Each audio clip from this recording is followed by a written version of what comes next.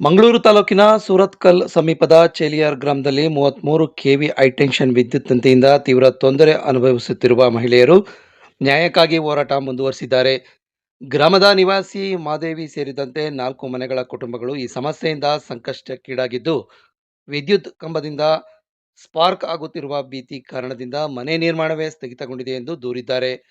3 ವರ್ಷಗಳ ಹಿಂದೆ ನಿವೇಶನ ಖರೀದಿಸಿ ಮನೆ ಕಟ್ಟಲು ಮುಂದಾದ ಮಾದೇವಿ ಅವರು ಮನೆ ಎದುರಿನಲ್ಲೇ ಹಾದುಹೋಗುತ್ತಿರುವ ಹೈಟೆನ್ಷನ್ ತಂತಿಯಿಂದ ಅಪಾಯ ಉಂಟಾಗುತ್ತಿದೆ ಎಂದು ಗ್ರಾಮ ಪಂಚಾಯಿತಿಗೆ ಹಾಗೂ ಸಂಬಂಧಿತ ಅಧಿಕಾರಿಗಳಿಗೆ ಹಲವು ಬಾರಿ ಲಿಖಿತ ದೂರು ನೀಡಿದರೂ ಯಾವುದೇ ಕ್ರಮ ಕೈಗೊಳ್ಳಲಿಲ್ಲ ಎಂದು ಆರೋಪಿಸಿದ್ದಾರೆ.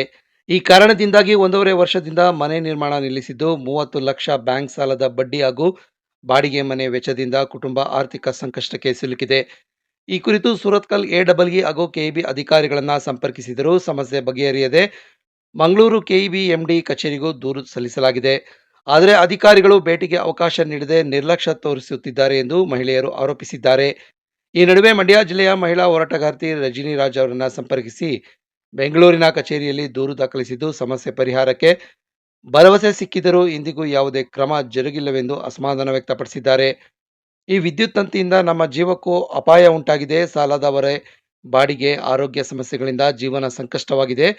ಸಂಬಂಧಪಟ್ಟವರು ತಕ್ಷಣ ಕ್ರಮ ಕೈಗೊಂಡು ನಮಗೆ ನ್ಯಾಯ ಒದಗಿಸಬೇಕು ಎಂದು ಮಹಿಳೆಯರು ಮನವಿ ಮಾಡಿದ್ದಾರೆ. ತಮ್ಮ ಅಳಲುಗೆ ಸ್ಪಂದಿಸಿ ತುರ್ತು ಪರಿಹಾರ ಒದಗಿಸಬೇಕೆಂದು ಸರ್ಕಾರ ಹಾಗೂ ಅಧಿಕಾರಿಗಳ ಗಮನ ಸೆಳೆದಿದ್ದಾರೆ. ರಾಜ್ಯದಲ್ಲಿ ಮಹಿಳಾ ಸರ್ಕಾರ ಇದೆ ಎಂದು ಇಂಧನ ಸಚಿವರು ಹೇಳ್ತಾರೆ. ಆದರೆ ನಿಮ್ಮ ಇಲಾಖೆಯ ಅಧಿಕಾರಿಗಳೇ ಮಹಿಳೆಯರಿಗೆ ಈ ರೀತಿಯ ತೊಂದರೆ ಕೊಡುತ್ತಿರುವುದು ಅತ್ಯಂತ ವಿಷಾದನೀಯ ಎಂದು ಮಹಿಳಾ ಹೋರಾಟಗಾರ್ತಿ ರಜಿನಿ ರಾಜ್ ತೀವ್ರ ಆಕ್ರೋಶ ವ್ಯಕ್ತಪಡಿಸಿದ್ದಾರೆ. ಚೇಲಿಯಾರ್ ಗ್ರಾಮದಲ್ಲಿ ಹೈಟೆನ್ಷನ್ ವಿದ್ಯುತ್ ತಂತಿ ಸಮಸ್ಯೆಯಿಂದ ಬಳಲುತ್ತಿರುವ ಮಹಿಳೆಯರ ಸಂಕಷ್ಟವನ್ನು ತಕ್ಷಣ ಗಮನಿಸಿ ಸಂಬಂಧಪಟ್ಟ ಅಧಿಕಾರಿಗಳಿಗೆ ಖಡಕ್ ಸೂಚನೆ ನೀಡಿ ಸಮಸ್ಯೆ ಬಗೆಹರಿಸಬೇಕು ಎಂದು ಅವರು ಒತ್ತಾಯಿಸಿದ್ದಾರೆ.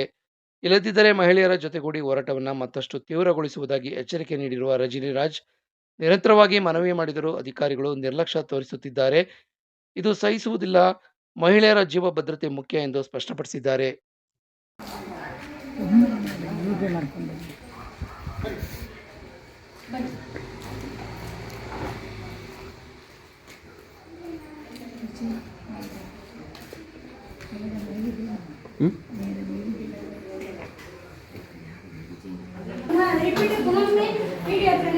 ಕರೆಸ್ಕೊಂಡು ಬಂದದ್ದು ಏನು ರಜೆಯಲ್ಲಿ ಇದ್ದಾರಂತೆ. ಪಿಡಿ ಇಲ್ಲ, ಅಧ್ಯಕ್ಷರ ಹತ್ರ ನಮಗೊಂದು ಮುಂದಿನ ಹೇಗೆ ಅದನ್ನು ಸಾಲ್ವ್ ಮಾಡ್ಬೋದು ಅಂತ. ನಿಮ್ದು ಪ್ರಾಬ್ಲಮ್ ಎಂತ ಅವ್ರ ಹತ್ರ ಹೇಳಿ, ನಾನು ಮಾತಾಡ್ತೇನೆ. ನಿಮ್ದು ಪ್ರಾಬ್ಲಮ್ ಎಂತ?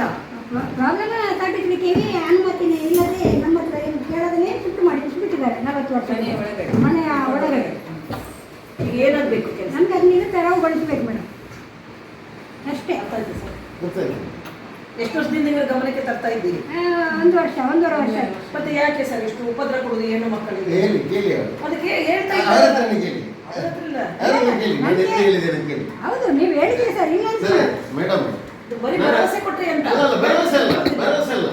ನಾನುಂಟಲ್ಲ ನಿಮ್ಮ ಎದುರು ಈಗ ಲೌಡ್ ಸ್ಪೀಕರ್ ಆಗಿ ಎಡಬ್ಲ್ಯೂ ಮಾತಾಡ್ತೀನಿ. ಇವರನ್ನು MLA ಕರ್ಕೊಂಡು ಬಂದಿದ್ದೇನೆ. ನಾನು ಎಂತ ಹೇಳಿದ್ದೇನೆ, ಯಾರಿಗೂ ಕೂಡ ಉಪದ್ರ ಆಗದಾಗ ಯಾಕೆ ಅಂತ. ಈ ಮೈನ್ ಆಗಿ ಅಂತ ಹೇಳಿದ್ದೇನೆ. ಅಲ್ಲಿ 33 ಕೆವಿ ಆಗುವಾಗ ನಿಜವಾಗಿ ಅಲ್ಲಿ KDB ಅವರು ಅಕ್ವೇಷನ್ ಮಾಡುವಾಗಲೂ ಕೂಡ ಅದನ್ನು ಅಲ್ಲಿ ಜಾಗವನ್ನು ಅಕ್ವೇಷನ್ ಮಾಡಿ ಅವರಿಗೆ 33 ಕೆವಿ ಎಷ್ಟು ಜಾಗ ಉಂಟು ಅದನ್ನು ಅಕ್ವೇಷನ್ ಮಾಡಿ. ನಮಸ್ಕಾರ, ನಾನು ಮಾಧವೇಶ್ವರಂ ಅಂತ, ಮಂಗಳೂರು ದಕ್ಷಿಣ ಕನ್ನಡ ಜಿಲ್ಲೆಯ ಚೇಳಾರು ಗ್ರಾಮದ ಕಂಡಿಗೆ ಎಂಬಲ್ಲಿ. ನಮ್ಮದು ನಾವು 4 ಮನೆಯವರು ಇಲ್ಲಿ ಹತ್ತಿರದಲ್ಲಿ ಕಂಡಿಗೆ ದೇವಸ್ಥಾನದ ಹತ್ತಿರ ಜಾಗ ತಗೊಂಡು ಹೋಗಿದ್ದೇವೆ. ನಾವು 4 ಮನೆಯವರು ಈ ವಿಡಿಯೋ ಏನು ಮಾಡ್ತಾ ಇದ್ದೀವ ಅದು ಎಲ್ಲ ಕೂಡ ನಮ್ಮ ಸ್ವಂತ ಇಚ್ಛೆಯಿಂದ, ಇಲ್ಲಿ ಯಾರಿಗೂ ಪ್ರೇರಣೆ ಆಗಲಿ ಯಾರು ಹೇಳಿಕೊಟ್ಟು ಮಾಡುವಂಥ ವಿಡಿಯೋ ಅಲ್ಲ ಇದು. ಯಾಕಂತ ಹೇಳಿದ್ರೆ ನಾವು ಅನುಭವಿಸಿದ ನೋವಿಗೆ ನಮಗೆ ಉತ್ತರ ಬೇಕಿತ್ತು, ಅದಕ್ಕಾಗಿ ಈ ವಿಡಿಯೋ. ಇದನ್ನು ಗಮನಿಸಿದ ವ್ಯಕ್ತಿಗಳಾಗಲಿ ಯಾರೇ ಇರಲಿ ನಮಗೊಂದು ನ್ಯಾಯ ಒದಗಿಸಿಕೊಡ್ಬೇಕು ಅಂತ ಈ ವಿಡಿಯೋ ನಾವು ಮಾಡ್ತಾ ಇದ್ದೇವೆ. ನಾವು ಸುಮಾರು 3 ವರ್ಷದ ಹಿಂದೆ ಈ ಜಾಗದಲ್ಲಿ ಇತಿಹಾಸ ಪ್ರಸಿದ್ಧವಾದ ಒಂದು ದೈವಸ್ಥಾನದ ಹತ್ತಿರ ನಾವೊಂದು ನೆಮ್ಮದಿಯಿಂದ ಬದುಕಬೇಕು, ಖುಷಿಯಲ್ಲಿ ಒಂದು ದೈವಸ್ಥಾನದ ಹತ್ತಿರ ಪರಿಸರ ಚೆನ್ನಾಗಿದೆ ಅನ್ನೋ ಉದ್ದೇಶದಿಂದ ಜಾಗ ತಗೊಂಡು ಪಶ್ಚಿಮ ದಿಕ್ಕಿನಲ್ಲಿರೋ ಜಾಗ ತಗೊಂಡಿದ್ದೇವೆ. ಆ ಸಮಯದಲ್ಲಿ ಅದನ್ನು ಗಮನಿಸಿದ ಒಂದಿಬ್ಬರು ವ್ಯಕ್ತಿಗಳು ಹೇಳಿದರು, 45 ವರ್ಷದಿಂದ ಅಲ್ಲಿಂದ ಹೈಟೆನ್ಷನ್ ವೈರ್ ಹೋಗಿದೆ, ದಯವಿಟ್ಟು ನೀವು ಆ ಜಾಗ ತಗೊಳ್ತೀರಿ ಅಂದರೆ ಮುಂದಿನ ಜಾಗವನ್ನು ತಗೊಳ್ಳಿ ಅಂತ. ಹಾಗೆ ಮುಂದಿನ ಜಾಗವನ್ನು ನಾವು ತಗೊಳ್ಳಿಕ್ಕೆ ಹೋಗಿದ ಮನೆಯ ಮಾಲೀಕರು ಹೇಳಿದರು, ಜಾಗದ ಮಾಲೀಕರು ಹೇಳಿದರು, ಅದಕ್ಕೆ ಸ್ವಲ್ಪ ಜಾಸ್ತಿ ನೀವು ದುಡ್ಡು ಕೊಡಬೇಕಾಗ್ತದೆ. ಸರಿ, ನಾವು ಮಾಡಿದ್ದು ಎಲ್ಲನೂ ಸಾಲದಿಂದೆ, ಸ್ವಲ್ಪ ಸಾಲ ಜಾಸ್ತಿ ಆಗ್ಬೋದು, ಆದರೆ ಬಟ್ ನಾವು ನೆಮ್ಮದಿಯಿಂದ ಇರ್ಬೋದು, ಈ ಹೈಟೆನ್ಷನ್ ಇದೊಂದು ನಮಗೆ ಯಾವುದೇ ಥರ ತೊಂದರೆ ಇರುವುದಿಲ್ಲ ಅನ್ನೋ ಉದ್ದೇಶದಿಂದ ನಾವೇನು ಮಾಡಿದ್ವು ಅಂತ ಹೇಳಿದ್ರೆ ಮುಂದಿನ ಜಾಗಕ್ಕೆ ದುಡ್ಡು ಜಾಸ್ತಿ ಕೊಟ್ಟು ಈ ಜಾಗ ಪರ್ಚೇಸ್ ಮಾಡಿದ್ದೇವೆ. ಅದರ ನಂತರ ನಮಗೆ ಜಾಗ ತಗೊಂಡು ನಾವು ಫೌಂಡೇಶನ್ ಹಾಕಿ ಸ್ವಲ್ಪ ಅರ್ಧ ಗೋಡೆ ಅಷ್ಟು ಆಗುವಾಗ ನಮ್ಮ 2 ಮನೆಯ ಆಚೆ ನಾಗೇಶ್ ಎನ್ನುವ ವ್ಯಕ್ತಿ ಅವರ ಮನೆಯ ಹತ್ತಿರದಿಂದ ಈ ಹೈಟೆನ್ಷನ್ ವೈರ್ ಹೋಗಿದೆ ಅಂತ ವೈರ್ ಹಿಂದುಗಡೆಯಿಂದ ಇದ್ದ ವೈರ್ ಮುಂದುಗಡೆಗೆ ಶಿಫ್ಟ್ ಮಾಡ್ತಾರೆ ಅನ್ನೋ ಒಂದು ಮಾಹಿತಿ ಬಂತು. ಇದನ್ನು ಗಮನಿಸಿ ನಾವು ಮುಲ್ಕಿ ಮೆಸ್ಕಾಂ ಆಫೀಸರ್ ಹತ್ರ ಹೇಳಿದ್ವು, ಸರ್ ನಾವು ಮನೆ ಕಟ್ತಾ ಇದ್ದೇವೆ, ನಮ್ಮ ಪಕ್ಕದ್ದು ಸುಕುಮಾರಕ್ಕ ಇವರು ಅವರ ಮನೆಯೂ ಆಗ್ತಾ ಇದೆ. ಅವರು ಕೂಡ ವೈರ್ ಗಮನಿಸಿ ಹಿಂದುಗಡೆನೂ ಒಂದಷ್ಟು ಜಾಗ ಮುಂದುಗಡೆನೂ ಒಂದಷ್ಟು ಜಾಗ ಬಿಟ್ಟು ಮಧ್ಯದಲ್ಲಿ ಆ ಕಡೆ ಮಾರಾಟ ಮಾಡಲಿಕ್ಕೂ ಸಾಧ್ಯ ಇಲ್ಲ, ಹಿಂದುಗಡೆ ಜಾಗ ಆ ಥರ ಅವರು ಮನೆ ಕಟ್ಟಿದ್ರು. ನಾವು ಸರ್ ನಮಗೆ ಸಾಧ್ಯ ಇಲ್ಲ, ನೀವು ಹಾಕಬಾರ್ದು ಅಂದಾಗ ಆ ವ್ಯಕ್ತಿ ಮುಲ್ಕಿ ಆಫೀಸರಿಗೆ ಹೇಳಿದರು, ಸರಿ ನಾನು ನೋಡ್ತೇನೆ ಅಂತ ಹೇಳಿದರು. ನಮಗೊಂದು ಸುಳ್ಳು ಭರವಸೆ ಕೊಟ್ಟು ಕಳಿಸಿದರು. ತದನಂತರ ಏಕಾಏಕಿ ನಾವು ಪೂರ್ವ ದಿಕ್ಕಿಗೆ ನಮ್ಮ ಕಾಂಪೌಂಡಿನ ಆಚೆ ಕಡೆ ಕಂಬ ಹಾಕಿ ಹೋದರು.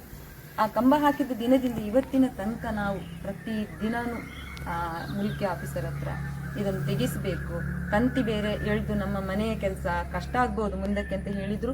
ಇಲ್ಲ ನಾವು ತಂತಿ ಹಾಕೋದಿಲ್ಲ, ಕಂಬ ತೆಗಿತೀವಿ ಅಂತ ಮತ್ತೆ ಸುಳ್ಳು ಭರವಸೆ ಕೊಟ್ಟರು.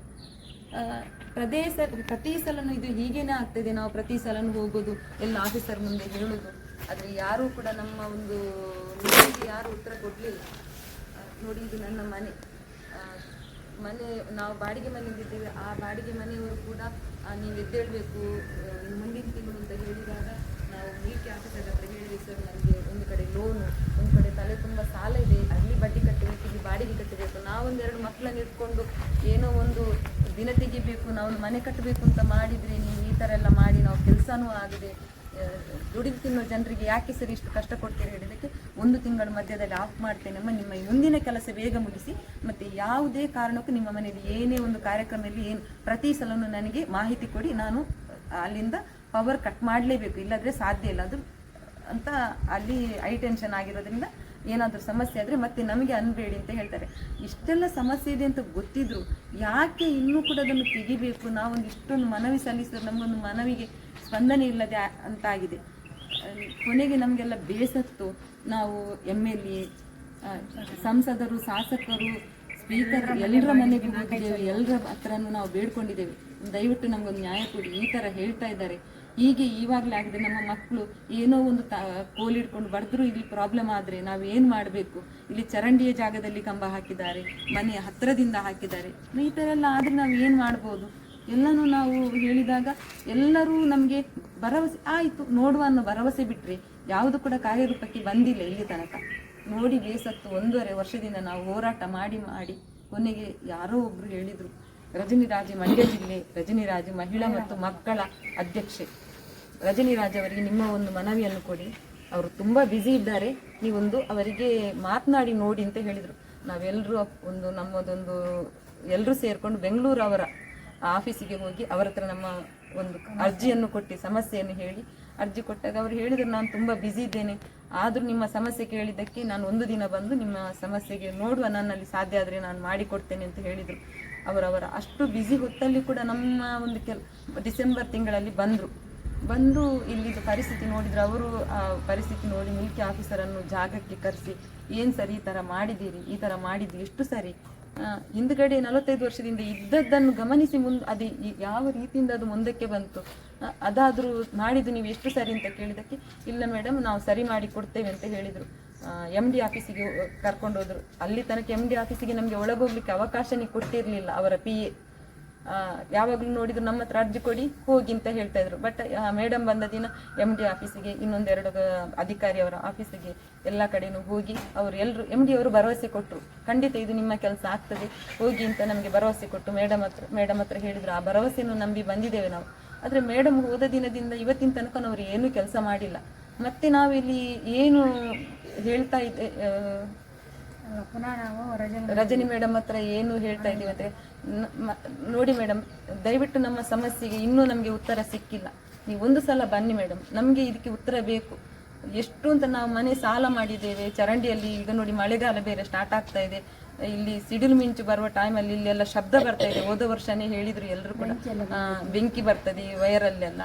ನಮ್ಮ ಸಮಸ್ಯೆಯನ್ನು ನೋಡಿ ಮೇಡಮ್, ನೀವು ಒಂದು ಸಲ ನಮ್ಮ ಮತ್ತೆ ಭೇಟಿ ಕೊಟ್ಟು ನಮಗೊಂದು ನ್ಯಾಯ ಒದಗಿಸಿ ಕೊಡಿ ಮೇಡಮ್. ಇದು ಎಲ್ಲಿಂದ ಹೋಗಿದೀವೋ ಅಲ್ಲಿಗೆ ಶಿಫ್ಟ್ ಮಾಡ್ತಾರೆ ಅಥವಾ ಮಾಡಿಸಿದವರು ಏನು ಮಾಡ್ತಾರೆ ನಮಗೆ ಗೊತ್ತಿಲ್ಲ ಮೇಡಮ್. ದಯವಿಟ್ಟು ಇದು ನಮಗೆ ತೆಗೆಸಿ ಮೇಡಮ್. ನಮಗೊಂದು ನ್ಯಾಯ ಕೊಡಬೇಕು ಅಂತ ನಾವೆಲ್ಲರೂ ನಿಮ್ಮಲ್ಲಿ ಕೇಳ್ಕೊಳ್ತಾ ಇದ್ದೇವೆ. ತಂತಿ ಎಳೆಯಬಾರದು ಅಂತ ನಾವು ತುಂಬ ಸಲ ಮನವಿ ಸಲ್ಲಿಸಿದ್ದೇವೆ. ಆದರೂ ಅವರು ಪೊಲೀಸರನ್ನು ತಂತಿ ಎಳೆಯುವ ದಿನ ಪೊಲೀಸರನ್ನು ಕರ್ಕೊಂಡು ಬಂದು ಲೇಡಿ ಪೊಲೀಸ್, ಗಂಡು ಪೊಲೀಸ್ ಎಲ್ಲ ಒಂದು 10-12 ಜನ ಪೊಲೀಸ್ ವ್ಯಾನ್ ಕರ್ಕೊಂಡು ಬಂದು ನಮ್ಮನ್ನು ಮಾರ್ಗದಲ್ಲೆಲ್ಲ ದೂಡಿ ಹಾಕಿ ವಯರನ್ನು ಎಷ್ಟು ಎಳ್ಕೊಂಡ್ರು ಹಾಕಬೇಡಿ, ನಾವು ಇದರ ಬಗ್ಗೆ ತುಂಬ ಹೋರಾಟ ಮಾಡ್ತಾ ಇದ್ದೇವೆ, ಇದು ಅನ್ಯಾಯ ಮಾಡ್ತಾ ಇದ್ದಾರೆ ಅಂತ ಹೇಳಿದ್ರು ಕೂಡ ಯಾರು ನಮಗೆ ಸಹಾಯ ಮಾಡಲಿಲ್ಲ. ಪೊಲೀಸರೆಲ್ಲ ನಮ್ಮನ್ನು ದೂಡಿ ಅವರಿಗೇನೆ ಯಾರು ಕಾಂಟ್ರಾಕ್ಟಿನವರು ಬಂದಿದ್ದಾರೆ ಅವರಿಗೇನೆ ಸಹಾಯ ಮಾಡಿ ನಮ್ಮನ್ನೆಲ್ಲ ದೂಡಿ ನೀವು ಮಾತನಾಡಲಿಕ್ಕೆ ಸ್ಟೇಷನ್ಗೆ ಬನ್ನಿ ಅಂತ ಹೇಳಿ ನಮಗೇನೆ ಬೈದು ಬಿಟ್ಟರೆ ಹೊರತು ಯಾರೂ ನಮಗೆ ಸಹಾಯ ಮಾಡಲಿಲ್ಲ.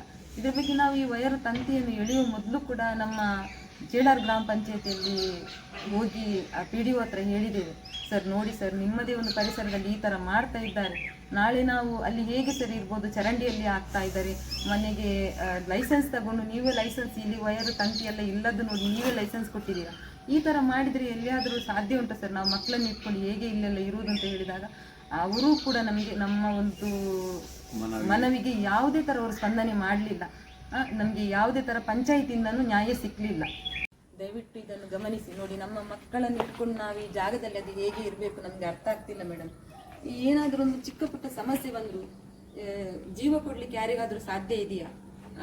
ಅದನ್ನೊಂದು ಯಾರೋ ಒಂದು ಮನುಷ್ಯನಿಗೆ ಅದು ಯಾಕೆ ಅರ್ಥ ಆಗ್ತಾ ಇಲ್ಲ? ದಯವಿಟ್ಟು ಗಮನಿಸಿ ಮೇಡಮ್. ನಾವೊಂದು ಮಕ್ಕಳನ್ನು ಇಟ್ಕೊಂಡು ಬದುಕ್ತಾ ಇದ್ದೇವೆ ಇಲ್ಲಿ, ನಮಗೊಂದು ನ್ಯಾಯ ಒದಗಿಸಿಕೊಡಿ ದಯವಿಟ್ಟು. ಈ ತಂತಿ ಎಲ್ಲಿಂದ ಇತ್ತ ಅಲ್ಲಿಗೇನೆ ಹಾಕಿಸಿ ನಮ್ಮ ಮನೆ ಮುಂದಿನಿಂದ ನಮಗೆ ಹೋಗಬೇಕು ಮೇಡಮ್. ಎಲ್ಲಿಯೂ ಕಂಬ ಇಲ್ಲ, ತಂತಿ ಇಲ್ಲ ಅನ್ನೋದನ್ನು ನಾವು ಸಾಲ ಮೂಲ ಮಾಡಿ ಮನೆ ಕಟ್ಟಕ್ಕೆ ಬಂದಿದ್ದು, ಅಂಥದ್ರಲ್ಲಿ ಇಂಥ ಸಮಸ್ಯೆ ಒಂದು ತಂದು ಈ ಥರ ಯಾಕೆ ಮಾಡ್ತಿದ್ದಾರೆ ಗೊತ್ತಿಲ್ಲ ಮೇಡಮ್. ನಮಗಂತೂ ತುಂಬ ಬೇಜಾರಾಗ್ತಾ ಇದೆ, ಮಾನಸಿಕ ಹಿಂಸೆಯನ್ನು ನಾವು ಅನುಭವಿಸಿದ್ದೇವೆ. ನಮಗೊಂದು ಉತ್ತರ ಬೇಕು ಮೇಡಮ್. ನಿಮ್ಮನ್ನು ಬಿಟ್ಟರೆ ಬೇರೆ ಯಾರೂ ನಮಗೆ ಈ ನ್ಯಾಯ ಕೊಡಿಸಲಿಕ್ಕೆ ಸಾಧ್ಯನೇ ಇಲ್ಲ. ನಿಮ್ಮನ್ನೇ ನಂಬಿದ್ದೇವೆ ನಾವು, 4 ಮನೆಯವರು ಕೂಡ ಇಲ್ಲಿ ಇದ್ದೇವೆ. ಕೆಲವರು ಕೆಲಸದ ಒತ್ತಡದಿಂದ ಆಚೆ ಇದ್ದಾರೆ. ಆದರೆ ನಮ್ಮನ್ನೊಂದು ಮನವಿಯನ್ನು ನೀವು ಒಂದು ತಗೊಂಡು ನಮಗೊಂದು ನ್ಯಾಯ ಒದಗಿಸಿ ಕೊಡಬೇಕು ಮೇಡಮ್. ಎಲ್ಲೂ ನಮಗೆ ನ್ಯಾಯ ಸಿಗಲಿಲ್ಲ, ನಿಮ್ಮಿಂದ ನಮಗೊಂದು ನ್ಯಾಯ ಬೇಕಾಗಿದೆ ಮೇಡಮ್, ದಯವಿಟ್ಟು ಮೇಡಮ್.